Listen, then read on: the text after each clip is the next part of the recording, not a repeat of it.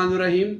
अस्सलाम वालेकुम, मैं हूं डॉक्टर ज़ियाउल्लाह खान गाजी। आज हम बात करेंगे बीपीएच के बारे में, बिनाइन प्रोस्टेट हाइपरट्रॉफी, जो कि अमूमन 60 साल के बाद मरीज के अंदर तशखीस की जाती है। थ्रू अल्ट्रासाउंड पता चलता है ये बीपीएच पेशेंट है, जिसकी वजह से उसे पेशाब के अंदर रुकावट होती है या कतरा कतरा पेशाब आता है। होता यह है कि जब प्रोस्टेट ग्लैंड्स बढ़ जाते हैं तो वो जो पेशाब वाली नाली होती है यूरिथ्रा, उसके ऊपर प्रेशर आ जाता है, जिसकी वजह से पेशाब के अंदर रुकावट आती है। तो या बहुत ज्यादा देर तक पेशाब को जब होल्ड करके रखा जाता है ब्लैडर के अंदर, उसकी वजह से भी प्रोस्टेट बढ़ जाता है। तो ये एक कोई ऐसी खास बीमारी नहीं है जिसमें कहा जाए, लेकिन इसके अंदर मुख्तलिफ किस्म के केसेस सामने आते हैं। बाज़ औक़ात ऐसा भी होता है कि इन केसेस के अंदर सिर्फ प्रोस्टेट साइज के अंदर ही इनलार्जमेंट नहीं होता, बल्कि जब इनका पीएसए करवाया जाता है तो इनके पीएसए यानी कि ब्लड टेस्ट के अंदर पता चलता है कि भी इनको कैंसर का मसला डायग्नोसिस हुआ है। प्रोस्टेट कैंसर भी देखने में आता है। लेकिन आज हम सिर्फ बीपीएच के बारे में बात करेंगे, इनके बिनाइन प्रोस्टेट हाइपरट्रॉफी के बारे में, जो अमूमन आम तौर पे बढ़ता है। इसकी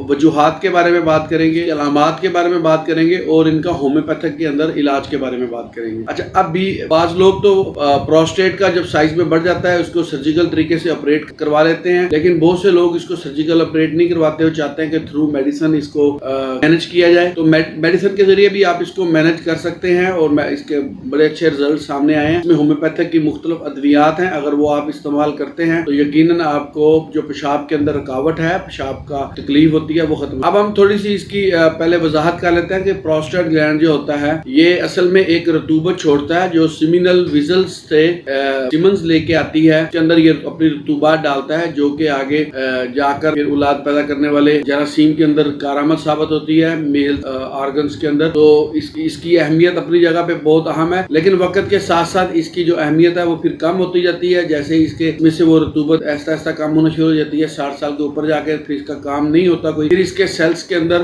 इजाफा होना शुरू हो जाता है, जिसकी वजह से इसका साइज बहुत ज्यादा बढ़ जाता है। तो अब हमने ऐसे बहुत से मरीजों को ट्रीट किया है जिनके साइज 100 ग्राम से भी ऊपर हो जाते हैं और उनको पेशाब के अंदर बहुत ज्यादा तकलीफात होती है। अच्छा, अब इसकी वजूहात के बारे में बात कर लेते हैं। बात तो ये जेनेटिकली यानी कि होता है। दूसरा, ये पेशाब को बहुत ज़्यादा देर तक होल्ड करने से भी ऐसे आता है कि यूरिनरी ब्लैडर के ऊपर बहुत ज़्यादा प्रेशर बन जाता है और फिर इसकी वजह से पेशाब अगर होल्ड किया जाए तो उसके अंदर कैलकुलाई स्टोन्स वगैरह भी यूरिनरी ब्लैडर के अंदर बनना शुरू हो जाती हैं, जो कि यूरेथ्रा में जाने के बाद फिर वो रुकावट का बाइस बनती हैं।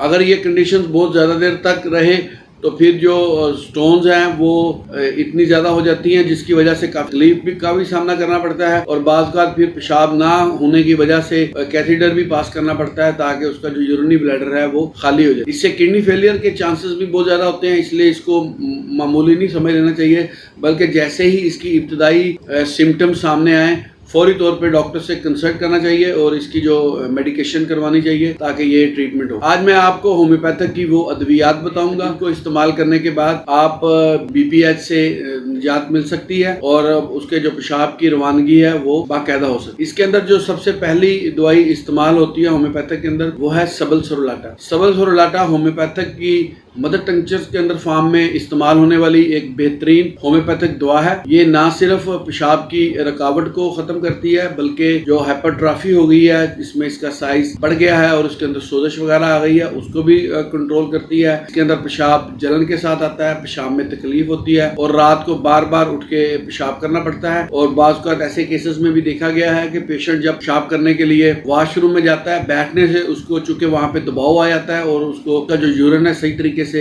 पास नहीं होता, फिर जैसे ही वो वापिस आता है अपने बिस्तर के ऊपर लेट, यानी सारे का सारा जो यूरिन है वो बगैर की मर्जी के उसके बिस्तर के ऊपर ही निकल जाता है। और बाज ऐसे केसों में भी देखा गया है कि पेशेंट कहता है जब मैं खड़ा होके अगर यूरिन पास करना चाहूँ तो बड़ी आसानी से हो जाता है, लेकिन मुझसे बैठ के यूरिन पास नहीं होता। अगर कोई इस किस्म की भी अलामात हो तो आप सबल सरोलाटा को इस्तेमाल करें। ये मदर टंक्चर्स में क्यूब फॉर्म के अंदर यानी कि इसके 10 कतरे सुबह दोपहर शाम पहले कुछ दिन इस्तेमाल करें, उसके बाद इसको सुबह शाम अगर आप एक खुराक लेते हैं تو پیشاب اپنی روانگی کے ساتھ باقاعدہ خود بخود ہی ہو جاتا ہے۔ اچھا، دوسری جو اس کے اندر دوائی استعمال ہوتی ہے انلارجمنٹ آف پروسٹیٹ کے اندر، وہ ہے کلکیریا فلو۔ یہ بایو کیمک کی ایک ریمیڈی ہے، بایو کیمک کے اندر چھوٹی طاقتوں میں لینی چاہیے۔ میں تو اس کو 6x یا 12x کے اندر پیشنٹس کے لیے ریکمینڈ کرتا ہوں کہ اگر وہ اس کو مسلسل 3-4 ماہ تک لیتے ہیں، پروسٹائٹس جو پروسٹیٹ کی سوزش ہو جاتی ہے اس کے لیے انتہائی مفید ہے۔ اس کی آپ نے 3 سے 4 ٹیبلٹ